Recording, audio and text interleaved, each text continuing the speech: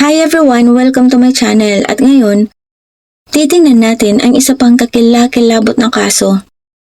Nakaupo siya sa loob ng courtroom. Tila walang pakialam habang inaayos ang kanyang buhok gamit ang kanyang mga kamay. Mukha siyang mahiyain, ngunit may kakaibang kumpiyansa. Sinabi ng kanyang mga abogado na maiiwasan niya ang mabigat na parusa. Ipinakita nila siya bilang isang biktima, isang takot na dalagita na ipinagtanggol lamang ang sarili laban sa isang agresibong dating kaibigan. Ayon sa kanila, kumilos siya para sa sariling proteksyon. Si Halia Culbertson umano ang nagsimula ng gulo. Epektibo ang depensa sa simula. Nagpakita ang kanyang legal team ng isang video kung saan makikitang siya ay paatras na umaalis, umaabot sa 45 hakbang ang kanyang pag-urong. Ipinunto nila na wala siyang ibang pagpipilian. Ngunit nang lumabas ang mga text message, biglang nagbago ang lahat. Ang makikita mo ngayon ang mismong sandali kung kailan binuo ng mga taga-usig ang kanilang kaso. Ang sandali kung kailan mas naging malinaw ang ebidensya kaysa sa pahayag ng depensa. Hindi lang ito usapin ng ilang buwan na pagkakakulong, kundi mga taon. Si Halia Culbertson ay pumanaw dahil sa isang saksak sa leeg noong Marso 27, 2023 at ang katotohanan ng nangyari sa labas ng isang smoke shop sa Columbus ay naroon na sa mga ebidensya. Ito ang kaso ng dalawang dating matalik na magkaibigan na ang alitan ay nauwi sa trahedya at ng isa na nagsabing ipinagtanggol lamang niya ang sarili. Kung hindi mo pa naririnig ang kwentong ito, maghanda ka. Dahil ang nangyari sa 161 carry-out sa gabing iyon ng tagsibol ay susubok sa lahat ng alam mo tungkol sa karahasan ng kabataan, batas ng sariling proteksyon, at kung paano ang isang simpleng insulto ay maaaring magbunsod ng isang trahedya. Namuhay siya tulad ng isang karaniwang kabataan sa Westerville, Ohio, nag-aaral sa kolehiyo, may part-time na trabaho, at nakikipag-bonding sa mga kaibigan. Inakala ni Brianna Barosini na ang kanyang magagandang grado at malinis na record ay sapat upang hindi siya mapasama sa gulo. Si Halia Culbertson ay isang tipikal na 17 taong gulang na may mga pangarap, palakaibigan, masayahin at minamahal ng mga taong nakakakilala sa kanya. Lumaki siya sa hilagang silangang bahagi ng Columbus, kasama ang isang mapagmahal at nagkakaisang pamilya. Malaki ang naging papel sa kanyang buhay ng kanyang mga lolo't lola na sina Vicky Cash Dollar at Harley Langley, na kalaunan ay nanguna sa pag-alala at pagbibigay pugay sa kanyang alaala. Mayroon siyang bukas at maliwanag na personalidad, isang taong tunay na nagmamahal sa buhay at madaling makipagkaibigan. Halos lahat ng makilala niya ay nagiging malapit sa kanya. May likas siyang init na nagpaparamdam sa iba na sila ay mahalaga at napapansin. Ngunit may nakaraan si Halia kay Brianna. Minsan, silang naging matalik na magkaibigan, hindi mapaghiwalay. Tulad ng maraming pagkakaibigang kabataan na akala mo ay magtatagal habang buhay, hanggang sa hindi na. Pagsapitan ng Marso 2023, ang kanilang samahan ay nauwi sa isang hindi magandang sitwasyon. Upang maunawaan kung paano nauwi si Brianna Barosini sa ganitong pangyayari, kailangan nating balikan kung kailan nagsimulang masira ang kanilang pagkakaibigan. Ayon mismo sa pahayag ni Brianna sa pulisya, tumigil silang maging magkaibigan bandang Setyembre o Oktubre ng 2022. Kung ang mga bantaman na ito ay totoo, pinalabis o sariling interpretasyon lamang, malinaw na nag-ugat ito sa isipan ni Brianna at unti-unting naging tunay na takot at sama ng loob. Para kay Brianna Barosini, nagsimula ang gabi ng Marso 26, 2023 ng tila normal lamang. Araw iyon ng linggo at bandang alas 8:45 ng gabi, sinundo siya ng kanyang kaibigan mula sa kanilang bahay sa Westerville. Ilang oras din silang magkasama. Umiikot sa sasakyan, nagkukwentuhan, nakikinig ng musika, mga karaniwang ginagawa ng mga kabataan. Sa malaking bahagi ng gabing iyon, kausap ni Brianna ang kanyang kapatid sa telepono. Nasa ibang lugar ito, sakay ng kanyang truck, ngunit patuloy silang nag-uusap. Isang uri ng pag-aalaga ng kapatid. Gusto nitong manatiling konektado at masigurong ligtas ang kanyang nakababatang kapatid. Bandang 11:30 ng gabi, nagpasya si Brianna at ang kanyang kaibigan na lumabas upang bumili ng maiinom, mga inuming hindi alak, mula sa isang convenience store. Ang kanilang pinuntahan ay ang 161 Carry Out, isang smoke shop at convenience store na matatagpuan sa Emporium Square sa hilagang silangang bahagi ng Columbus. Ayon sa kalaunang pahayag ni Brianna sa pulisya, doon talaga kami madalas pumunta. Parang iyon na ang lugar namin sa loob ng ilang taon. Isa itong pangkaraniwang hintuan sa isang pamilyar na tambayan.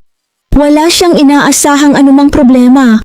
Ngunit ang hindi alam ni Brianna, naroon na pala sa loob si Halia Culbertson at ang kanyang mga kaibigan.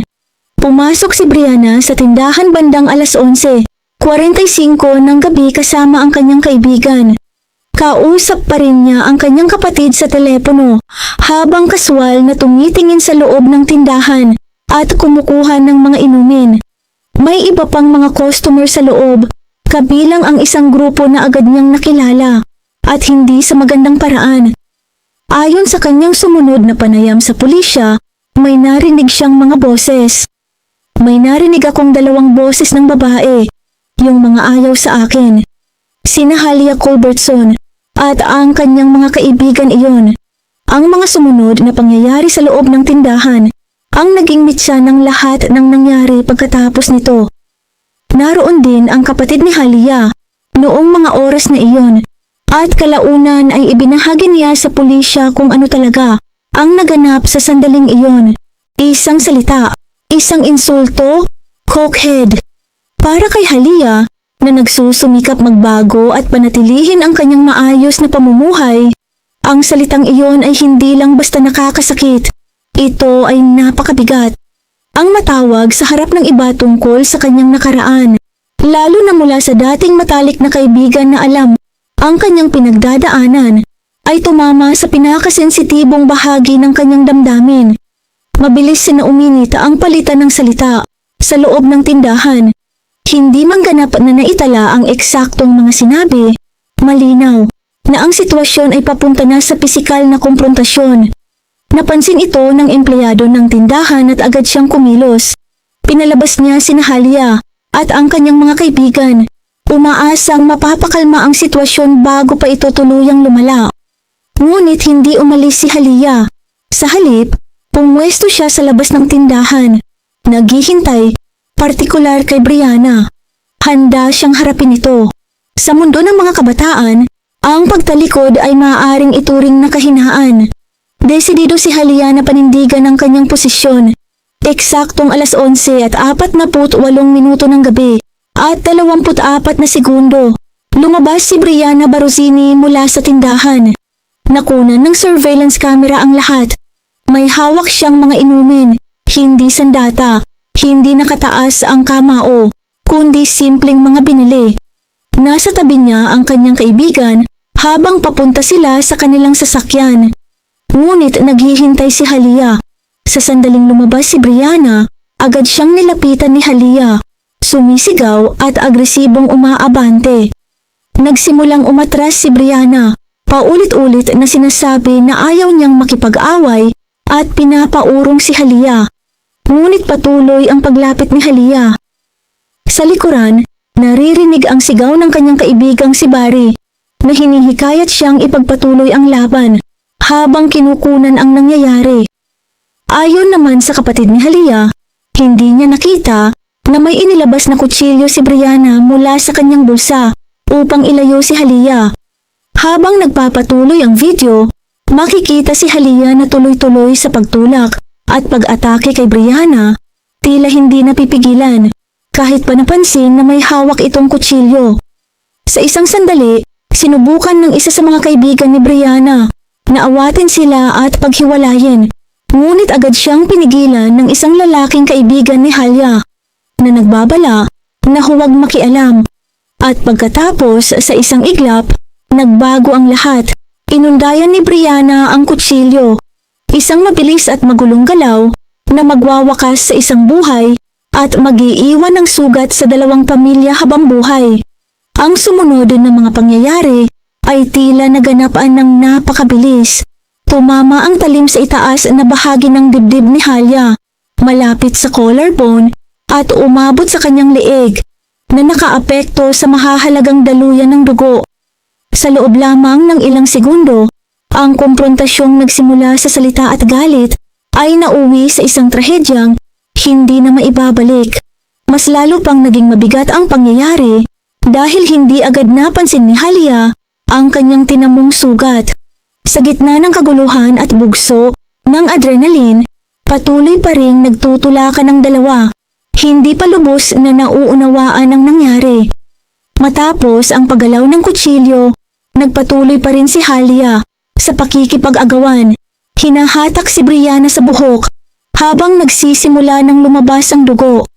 Inakala pa ni Brianna na siya ang nasaktan, habang ang mga tao sa paligid ay sumisigaw at tila naguguluhan sa nangyayari. Hindi agad napagtanto ang bigat ng sitwasyon. Sa gitna ng pag-aagawan, nahulog sa lupa ang kutsilyo. Sa wakas, nagkahiwalay ang dalawang dalagita. Si Brianna at ang kanyang kaibigan ay agad na nagtungo sa kanilang sasakyan, habang si Halya naman ay naglakad pabalik sa kulay, pilak na jeep kung saan naghihintay ang kanyang mga kaibigan. Ayon sa mga nakasaksi, nakasakay na si Halya sa jeep at tila paalis na nang mapansin ng isa sa kanyang mga kasama ang dugo na nagmumula sa kanyang dibdib. Agad na kumalat ang takot. Napansin nilang siya ay nahihirapang huminga at may lumalabas na dugo mula sa kanyang bibig. Isa sa mga nakasaksi ng pangyayari ay ang kapatid ni Halya. Mabilis siyang lumapit at sinubukang pigilan ang pagdurugo, habang ang iba ay sumisigaw at humihingi ng tulong. Sa kanyang pahayag sa pulisya, ibinahagi niya na dati na siyang nawala ng mahal sa buhay sa halos kaparehong paraan. Ang muling maranasan ng ganitong sakit, habang yakap ang kanyang kapatid na unti-unting nanghihina, ay halos hindi niya makayanan. Nanginginig ang kanyang boses habang inaalala ang mga sandaling iyon. Ngunit sa kabila ng kanyang agarang pagkilos, ng kanyang kaalaman, at ng desperado niyang pagsisikap na mailigtas si Halya, napakalubhan ng sugat. Bandang 11:48 ng gabi, may tumawag sa Siyam sa isa at iniulat na may isang dalagitang nasugatan sa labas ng 161 carry-out sa Emporium Square. Ilang minuto lamang ang lumipas, dumating ang mga pulis ng Columbus sa isang magulong eksena. Sumisigaw at umiiyak ang mga kaibigan habang abala ang mga paramedic sa pagsisikap na patatagin ang kalagayan ni Halya at ihanda siya para dalhin sa ospital. Makikita sa body camera footage ang kalituhan at desperasyon sa mga unang sandali. Sinusubukan ng mga pulis na kontrolin ang sitwasyon habang binibigyan ng sapat na espasyo ang mga medical personnel upang gawin ang kanilang trabaho. Labis ang pagdadalamhati ng kapatid at mga kaibigan ni Halya. Pilit silang lumalapit, nagmamakaawa at nahihirapang tanggapin ang nangyayari. May ingat ngunit matatag silang pinipigilan ng mga pulis habang patuloy ang pagsisikap na mailigtas si Halya. Dinala si Halya Culbertson sa Ohio Health Riverside Medical Center, kung saan walang tigil na kumilos ang mga trauma surgeon upang maisalba ang kanyang buhay. Habang ginagawa ng mga doktor ang lahat para iligtas siya, ang mga pulis naman sa lugar ay nagsimulang buuin ang mga detalye ng nangyari at tukuyin kung sino ang responsable. Mabilis na nakilala ang suspek na si Brianna Barosini dahil maraming saksi ang personal na nakakakilala sa kanilang dalawa. Isang babae na may koneksyon sa parehong panig ang agad na nagbigay sa mga pulis ng buong pangalan at tirahan ni Brianna sa Westerville. Ang pinakamahalagang ebidensya ay nagmula sa cellphone ng lalaking kumuha ng video ng insidente. Nang mapanood ito ng mga pulis, Agad nilang nakita ang halaga nito bilang ebidensya. Kaagad nilang inilagay sa airplane mode ang telepono upang mapanatili ang video at maiwasan ang anumang posibleng pagbabago o pagkawala nito. Sa pagkakakilanlan kay Brianna, kumpirmadong address at malinaw na video bilang ebidensya, mabilis na kumilos ang pulisya ng Columbus upang isagawa ang pag-aresto. Nagtungo ang mga pulis sa Westerville, isang tahimik na residential area kung saan nakatira si Brianna kasama ang kanyang ina at stepfather. Pagdating nila, natagpuan nila si Brianna sa loob ng bahay. Nakaligo na siya at nakapagpalit ng damit. Ang suot niya noong insidente ay natagpuan sa washing machine. Kasalukuyang nilalabhan. Hindi nanlaban si Brianna nang dumating ang mga pulis para arestuhin siya. Nanatili siyang kalmado at tahimik. Pinusasan siya at dinala sa himpilan ng pulisya sa downtown. Doon, mag-isa siyang umupo sa interrogation room. Naghihintay ng ilang oras bago siya kinausap ng mga investigador. Samantala, sa ospital, bandang alas 12:24 ng madaling araw noong Marso 27, 2023, idineklara na pumanaw ang 17 taong gulang na si Halia Culbertson. Habang nasa interrogation room si Brianna at kausap ang isang detective, ipinaalam sa kanya ang balitang wala na si Halia. Malakas ang naging epekto nito sa kanya dahil hindi niya inaasahan na magiging ganoon kalubha ang naging resulta ng nangyari. Ang nagsimula bilang isang away ay nauwi sa mas mabigat na sitwasyon. Sa sandaling iyon, opisyal na siyang inaresto para sa kasong murder. Noong Marso 27, 2023, formal na sinampahan ng kaso si Brianna Barosini kaugnay ng pagkamatay ni Halia Culbertson. Sa ilalim ng batas ng Ohio, ang hatol sa ganitong kaso ay maaaring humantong sa habang buhay na pagkakakulong na may posibilidad lamang ng parol matapos makapagsilbi ng hindi bababa sa 15 taon. Kinabukasan Marso 28, humarap si Brianna sa Franklin County Municipal Court para sa kanyang arraignment. Nilinaw ng kanyang abogado na si Robert Crappins na ang magiging sentro ng depensa ay sariling proteksyon at iginiit na mas komplikado ang mga pangyayari kaysa sa unang tingin. Bagamat hindi niya inilahad ang lahat ng detalye, ipinakita niya si Brianna bilang isang kabataang napasangkot sa isang trahedya at hindi isang taong sadyang nanakit. Ipinunturin niya ang background ni Brianna. Wala itong naunang kaso, nakapagtapos ng high school at nakasalukuyang nag-aaral sa Columbus State Community College. Ayon kay Crappins, ang mga ito ay hindi katangian ng isang marahas na tao, kundi ng isang taong nagbago ang direksyon ng buhay dahil sa isang malagim na pangyayari. Dahil sa bigat ng kaso, itinakda ng hukom ang piyansa ni Brianna sa halagang $750,000. Sa kabila ng laki nito, nagawa ng kanyang pamilya na maayos ang kanyang pansamantalang paglaya sa araw ding iyon. Nakalabas siya ng kulungan na may mahigpit na kondisyon, walang pakikipag-ugnayan sa pamilya at mga kaibigan ni Halia. Bawal pumunta sa lugar ng insidente, walang paghahawak ng anumang armas at walang pagbabanta o anumang uri ng karahasan. Lumipas ang mga buwan at umabot sa 1 taon habang naantala ang mga pagdinig at patuloy na sinusuri ang mga ebidensya. Para sa pamilya ni Halia, bawat araw na lumilipas ay lalong nagpapabigat sa kanilang dalamhati. Ang taong sangkot sa pagkawala ng kanilang anak ay malaya, habang si Halia ay nakahimlay na.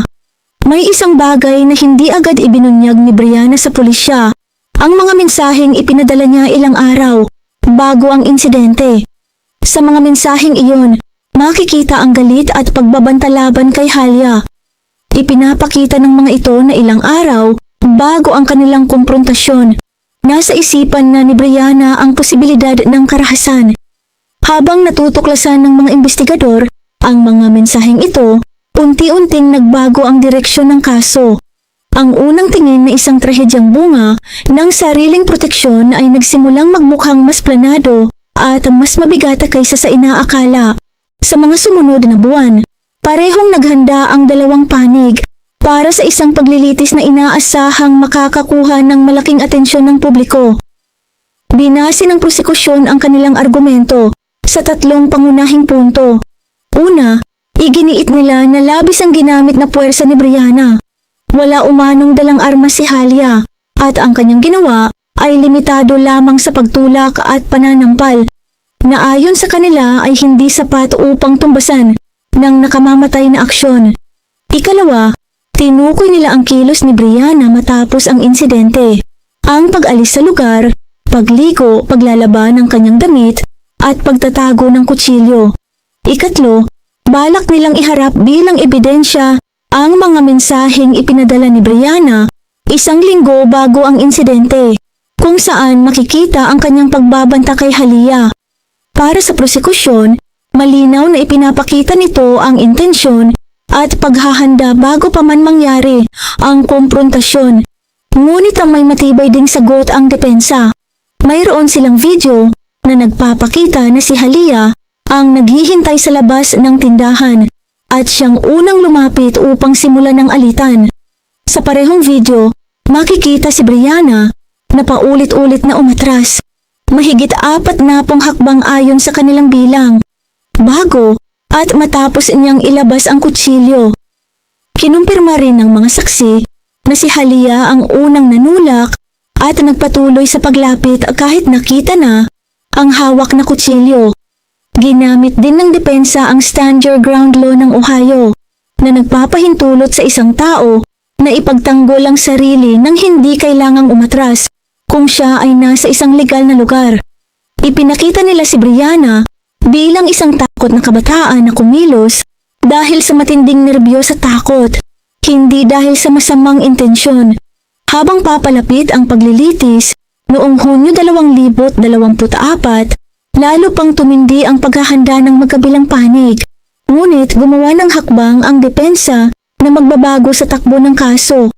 Naghain sila ng mosyon kay Judge Mark Seret upang hindi isama bilang ebidensya ang mga mensaheng naglalaman ng pagbabanta na ipinadala ni Brianna kay Halia 1 linggo bago ang insidente.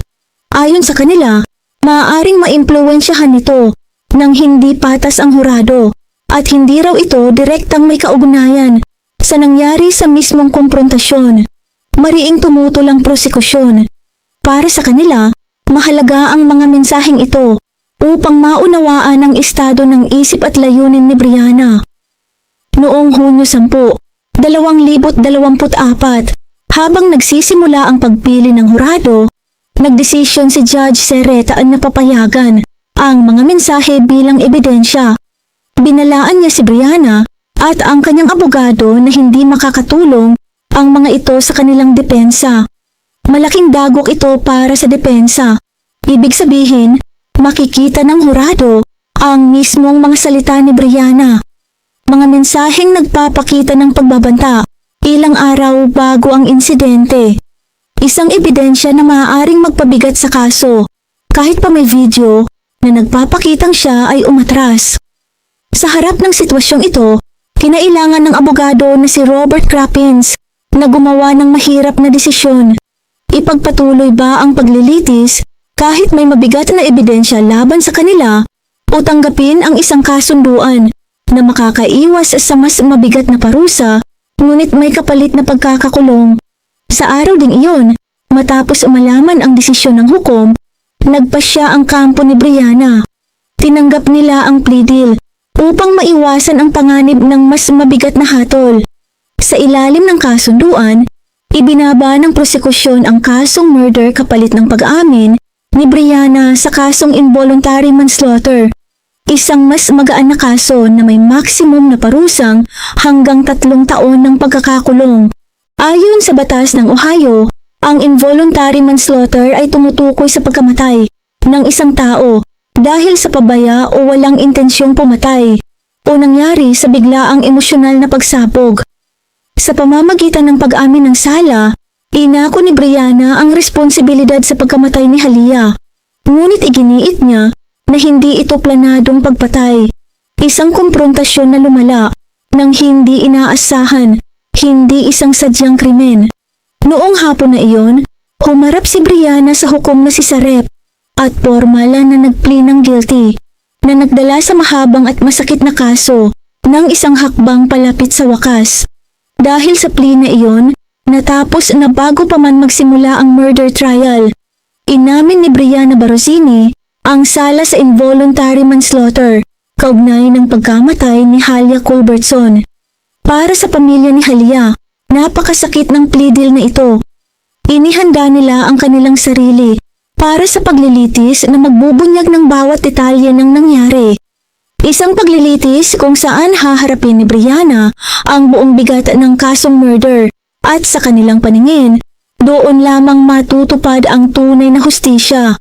Sa halip, napilitan silang tanggapin ang kasunduan na limitado lamang ang parusa kay Brianna sa maksimum na 3 taon sa kulungan. Ipinahayag ng kanyang lolo, si Harley Langley, ang pagkadismaya ng pamilya at sinabi na napakagaan ng parusa para sa isang buhay na nawala. Ang kanyang lola, si Vicky Cash Dollar, ay lalong nasaktan at sinabi na walang hustisya ang makukuha habang ang kanilang apo ay hindi nababalik sa kanila. Mula sa legal na pananaw, ang plea deal ay itinuturing na praktikal na solusyon para sa magkabilang panig.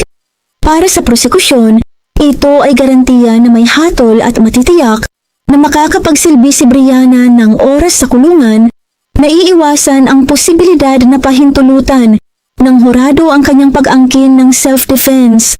Noong Hulyo 11, 2024, sa araw ng sentencing, matindi ang emosyon sa loob ng korte. Mainit at mahigpit ang atmosfera at tiniyak ng hukom na maayos ang daloy ng korte bago ipagpatuloy ang hatol. Bago ibigay ang desisyon, mariing nagsalita si Assistant Prosecutor Trenton Groy sa korte at humiling ng maximum na 3 taong parusa. Sinabi niya na may ilang indikasyon ng self-defense tulad ng pagiging agresibo ni Halia, paghamon kay Brianna sa away, paghihintay sa labas upang kumprontahin siya, at ang pagtama muna. Ngunit iginiit ni Groy na hindi nito maipapawalang sala ang ginawa ni Brianna. Ayon sa kanya, ang pagpili ni Brianna na gumamit ng kutsilyo ay nagbago sa isang simpleng away at nauwi sa trahedya. Pinilit ng prosekusyon na ipataw ang pinakamataas na parusa, binibigyang diin na isang kabataang buhay ang nawala dahil sa isang pabaya at maling desisyon. Ngunit may ibang pananaw ang abogado ni Brianna, si Robert Crappins, tungkol sa nangyari noong gabing iyon. Hiningi niya sa korte na panoorin muli ang surveillance video, kasama ang kanyang paliwanag sa mga detalye. Malinaw at diretso ang argumento ng depensa. Iginiit nila na si Brianna Barosini ay hindi ang agresor, kundi biktima ng pananakit na napilitan lamang ipagtanggol ang sarili matapos subukan ng iwasan ang komprontasyon. Hinimok niya ang korte na maging mahinahon at magpataw ng parusa na mas mababa sa maximum. Binibigyang diin na si Brianna ay dumaan na sa matinding emosyonal na paghihirap at mananagot sa bigat ng pagkakapatay ng isang tao habang buhay. Bagamat tinanggap niya na nararapat ang pagkakulong, iginiit niya na ang pinakamataas na parusa ay hindi makakalarawan sa buong komplikasyon ng sitwasyon. Sa lahat ng matitinding victim impact statements, nakaupo si Brianna Barosini sa defense table na halos walang ekspresyon. Kung ito man ay dahil sa emosyonal na pagsasara, sinadya upang panatilihin ang composure sa korte. Totoong pagsisisi na hirapan niyang ipakita o iba pang dahilan. Tanging si Brianna lamang ang nakakaalam. Ngunit ang imahe niya na nakaupo ng tahimik habang umiiyak ang pamilya ni Halia at ibinabahagi ang kanilang sakit ay napansin ng marami at tinalakay pa sa mga sumunod na araw. Ang pahayag ni Brianna, "Hindi ko inakala na darating ang araw na ito na ako'y haharap sa ganitong mga kaso. Hindi rin ako kilala bilang taong nagsisimula ng away. Palagi akong umaatras sa anumang komprontasyon. Walang araw na lumilipas na hindi ko naaalala ang pangyayaring ito. Naiintindihan ko at nararamdaman ko ang sakit ng pamilya ng biktima dahil alam kong hindi masukat ang pinsalang naidulot ko sa kanila. Nararamdaman ko rin ang epekto nito sa aking sariling pamilya na labis ding naapektuhan. Ngayon ko lang lubos na naiintindihan at pinapahalagahan ng pinsalang aking nagawa. Mabubuhay ako kasama ang konsensya at pagsisisi sa buong buhay ko. Pinatay ko ang isang tao at naiintindihan ko na magdaranas ang pamilya ng biktima sa sakit na ito habang buhay. Bagamat maikli ang pahayag at tila taos-puso sa pagpapakita ng pagsisisi para sa pamilya ni Halia, walang salita ang sapat. Walang pagpapahayag ng pagsisisi ang makakabalik kay Halia o makakapagaan sa kanilang dalamhati.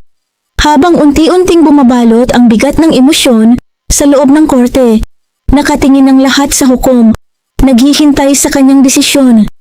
Tahimik ang korte habang naghahanda si Judge Mark Seret na ibigay ang pinal na hatol, ang rurok ng isang malalim na emosyonal at trahedyang kaso na bumigat sa lahat ng sangkot. Kinilala niya na bagamat may mga mitigating factors at technical na pwedeng mabigyan si Brianna ng probation, hindi niya ito ipagkakaloob. At dumating na ang opisyal na sentencing. Ipapataw ko sa iyo ang 3 taong pagkakakulong na may 3 araw na jail credit. Magkakaroon ka ng posibilidad ng maagang paglaya at aking isa sa alang-alang iyon sa tamang panahon. Sa mga salitang iyon, huminga ang buong korte nang maghahalo ang ginhawa at lungkot. Para sa ilan, ito ay hustisyang naipagkaloob. Para sa iba, tila napakagaan ng parusa para sa isang buhay na nawala. Pinagtapos ni Judge Seret ang hatol sa pamamagitan ng babala kay Brianna na maging maayos sa loob ng kulungan at akuin ang responsibilidad para sa kanyang rehabilitasyon. Pinapaalala sa kanya na nakasalalay sa kanyang mga susunod na desisyon ang kanyang hinaharap. Maraming salamat po sa panonood. Kung hindi naman po kalabisan, paki-like at subscribe po sa aking channel, and as always, keep safe everyone.